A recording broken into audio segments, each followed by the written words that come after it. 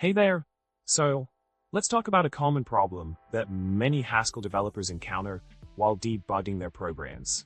The issue arises when using GHC's debugger, GHCi, or the Haskell GHCi debug adapter in Visual Studio Code. The problem occurs when a program enters a long-running loop or gets stuck in a computation, and clicking the Stop button in the debugger interface causes the computer to freeze. The system becomes unresponsive, forcing a reboot as the only option. The suspicion is that resources like threads, memory allocations, or file handles are not being released properly when stopping the debugger. Now let's delve into the solution. One way to prevent memory exhaustion in GHCi is by specifying a heap size limit for GHC. By adding GHC options equals plus RTSM1G, or a reasonable size, to the Stack GHCi invocation in the Photon extension configuration, you can set a cap on the heap size.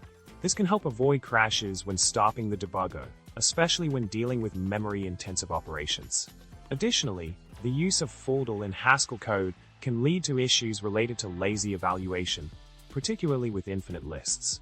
Switching to foldle or considering a stricter data structure like data map strict can improve performance without the need for deep evaluation.